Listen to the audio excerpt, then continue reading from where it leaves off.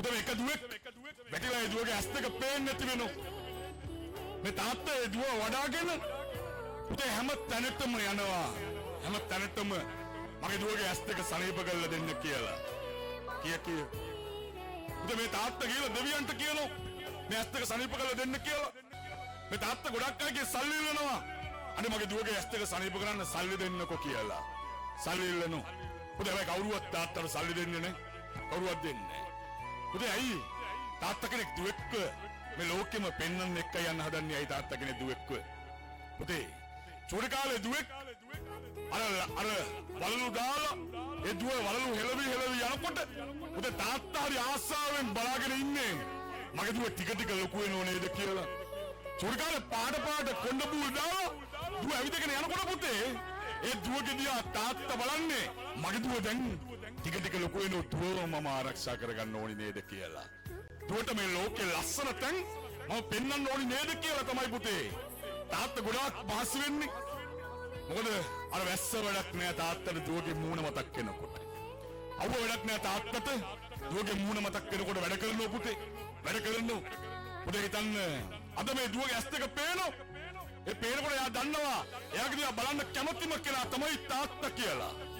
හැබැයි පුතේ එයා දකිනවා තාත්තගේ ඇස් දෙක තමයි දුවට දීලා තියෙන්නේ කියලා. පුතේ හිතන්න ඕන දෙයක් කැප කරන්න පුළුවන් කෙනෙක් ඇති ගෙදර. අර සද්දන්ත යෝධයෙක් ඇති කවුරුවත් ගාව අනන්න කැමති නැති සද්දන්ත යෝධයෙක්. හැබැයි ඔබ වෙනුවෙන් පුතේ අනන්න වුණොත් එහෙම ඒ තාත්තට පුතේ වැඩක් නැහැ. අනන්න වුණොත් එහෙම වැඩක් නැහැ. මොකද මේ ජීවිතේ පුතේ මම නම් මගේ ඇස් දෙකෙන් දැකපු එකම දෙවිකෙනා තමයි තාත්තා. මොකද අදටත් මේ ජීවිතේ වැරදුනොත් එහෙම දුකක් හිතුවොත් කියලා තාත්තා ගාව වාඩි වෙනවා. පුතේ විනාඩි 5ක් විතර කතා කරනකොට ඒ දුකට පිළිතුරු ලැබෙනවා තාමත්. අද ඔබේ ජීවිතේ ඔබේ තාත්තා මොන තැනද ඉන්නේ කියලා පුතේ තනියම හිතලා බලන්න. තනියම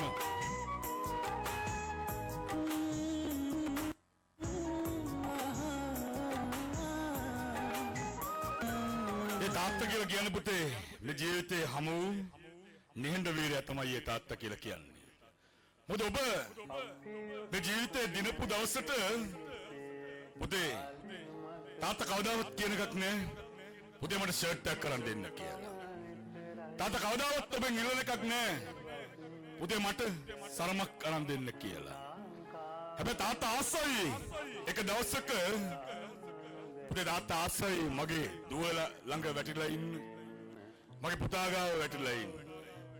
මොකද හවසට තාත්තා වෙනල්ලා ගෙදර එනකොට පුතේ මම ෆෝන් එක ඔබ ඉන්නවා නම් මම ටීවී එක බල ඉන්නවා නම් මම කාමරේට වෙලා ඉන්නවා නම් මට හිතුනේ නැත්තම් අහන්න තාත්තගෙන් තාත්තට මහන්සිද කියලා. ඒක වතුර විදුවක් කරලා තාත්තට දීලා තාත්තගෙන් අහන්න අමතක වුණ දුවෙක් නම් මම අමතක වුණ පුතෙක් නම් පුතේ අද දවස ලැබුණ කියලා හිතන්නේ එහෙම තාත්තගෙන් අහන්න ලැබුණ කියලා හිතන්න. මොකද හැමදාම අපිට එහෙම තාත්තා හවස ගෙදර ආවම අහන්න තාත්තා කෙනෙක් ඉන්න එකක් නේ. මේ යුතුයකම් ඔක්කොම ඉටු කරලා තාත්තා දවසක යයි. අනිදාට කොච්චර ඇඬුවත් පුතේ කොච්චර කෑගාලා කිව්වත් තාත්තේ මම නරක යාළුවෝ අයින් කරන්නම් කියලා මම ආයි පාඩම් කරන්නම් කියලා කොච්චර කෑගාලා කිව්වත් පුතේ එදාට තාත්තට ඇහෙන එකක් නෑ. එදාට ඇහෙන එකක් නෑ. දැන් අද ඒ අවස්ථාව ඔබට දෙන්න පුළුවන්. පුතේ ලස්සන කතාවක් මම ඔබට දානවා. ඔබ හරි ආදරේ ඒක අහන්න.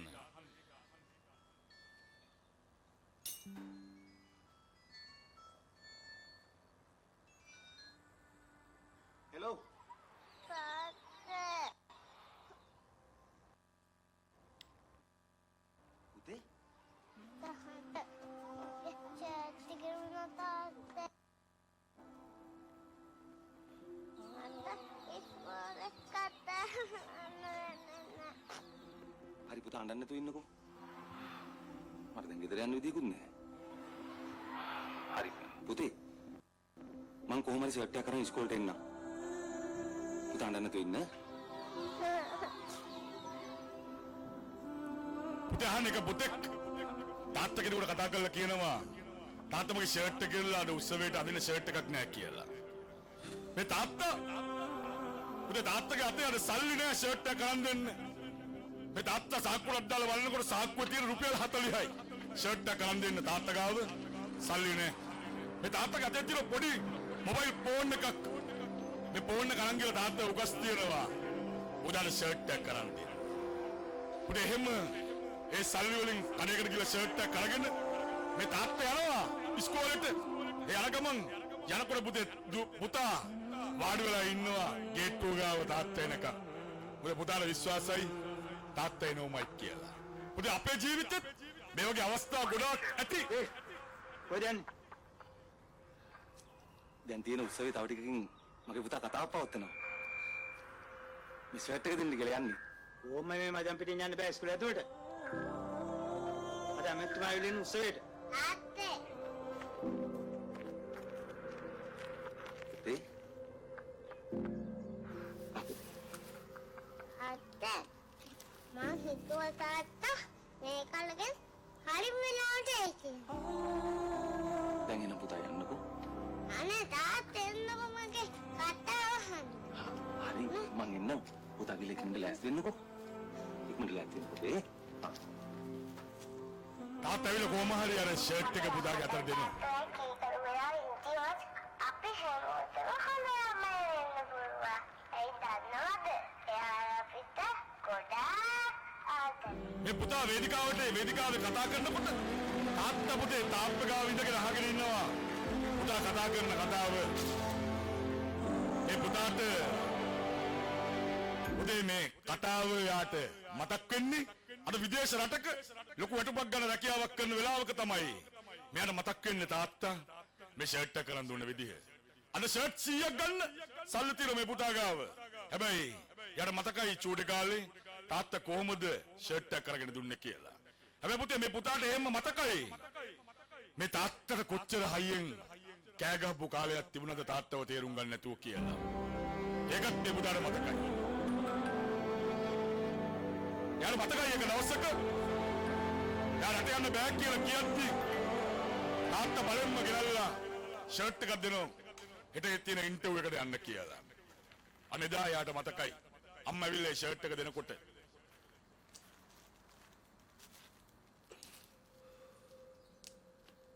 පුතා ජීවිත ඇයි ගමේ කොල්ලෝ එක්ක රස්තියාදු ගහන්න නැතුව ඔය රවුලයි කොණ්ඩේ කපාගෙන මේ ෂර්ට් එකක් අතගෙන හෙට උදේට ඉන්ටර්විව් එකට යන්න කියන්නේ.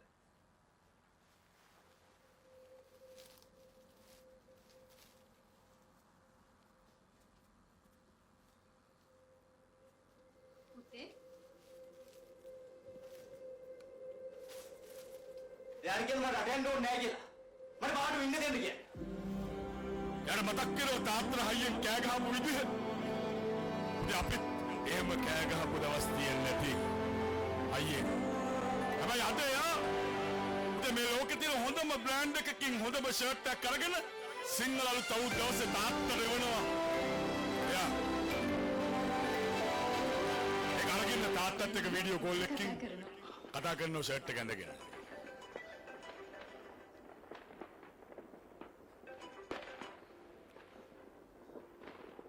පුතේ මං දැනගෙන හිටියා. පුතා හරි වෙලාවට අපි ළඟ ඉඳී කියලා. තාත්තා හරි වෙලාවෙදි මගේ ළඟ හිටියේ නැත්තම් මගේ ජීවිතේ මෙච්චර ලස්සන වෙන්නේ නැහැ තාත්තේ. තාත්තට අම්මට සුබ අලුත් අවුරුද්දක් වේවා. ඒව තමයි මේ ජීවිතේ තියෙන්න ඕනේ හීන තමයි පුතේ ඒවා. අද වෙන හීනවල පැටලිලා නම් පුතේ ආදරෙන් ඉල්ලන්නේ හීනවලින් නැගිටලා නැවත ජීවිතේ දිනන තැනට එන්න. මොකද චූටි කාලේ අපි කෑ ගහලා කිව්වේ යාළුවොත් එක්ක තාත්තා තමයි මගේ ලෝකේ වීරයා කියලා. චූටි කාලේ මං කිව්වේ මේ ලෝකේ ඉන්න හොඳම තාත්තා තමයි මගේ තාත්තා කියලා.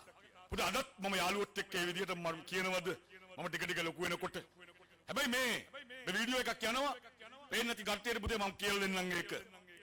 හැබැයි මේ චූටි දුවෙක් එයාගේ තාත්තට චූටි කාලෙම ලියන ලියුමක්. ඒ ලියුම ලියලා ඉස්කෝලේට ගෙනලා දානකොට යා තාත්තගේ අතට ඒ ලියුම දෙනවා යා. බන්නේ ලියුමේ මොකද ලියලා තියෙන්නේ කියලා.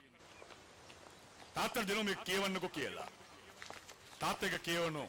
Daddy is the sweetest daddy in the world. මගේ තාත්තා තමයි මේ ලෝකේ හොඳම Daddy තාත්තා. is the most handsome, මගේ තාත්තා හරිම කඩවසම්. පුතේ මේ ලියුමේ තියෙන දේවල් තාත්තා කියවන්න. the smartest, මගේ තාත්තා හරිම නෝනක්කාරයි.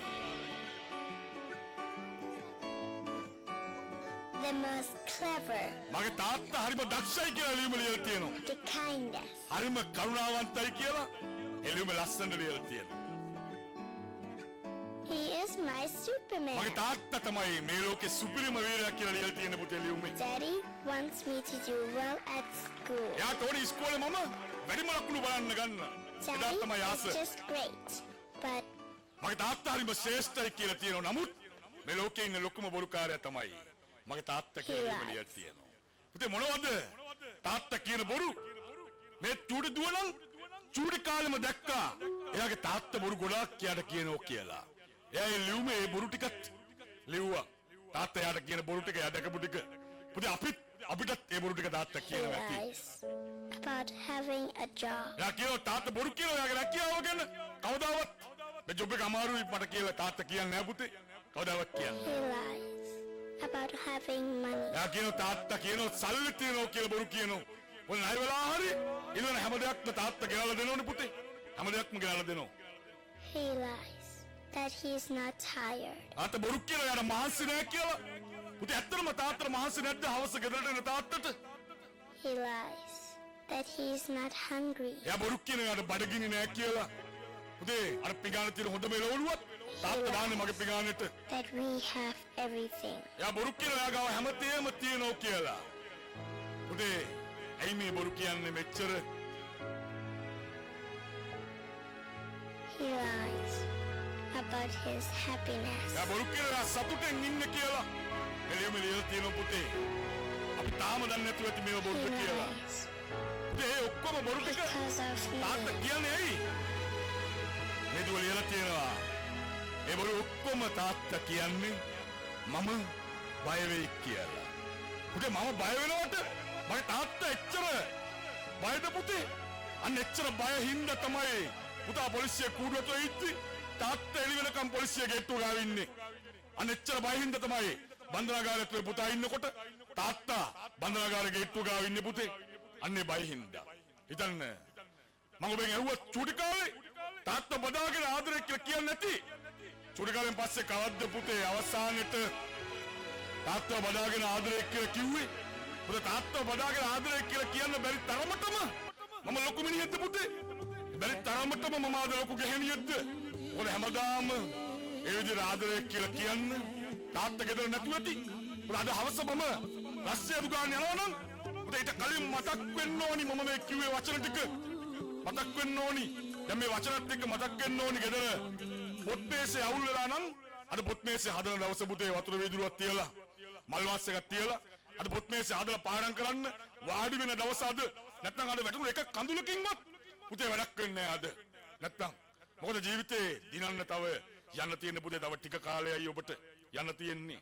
මම ඔබට ලස්සන කතාවක් කියලා දෙනවා මේ විනාඩි 15ක් 20ක් විතර අරගෙන මේ වීඩියෝ එකෙකුත් එක්ක. ඒ ලස්සන කතාව පුතේ මුළු ජීවිත කාලෙම ඔබට මතක තියේවි. ජීවිත කාලෙම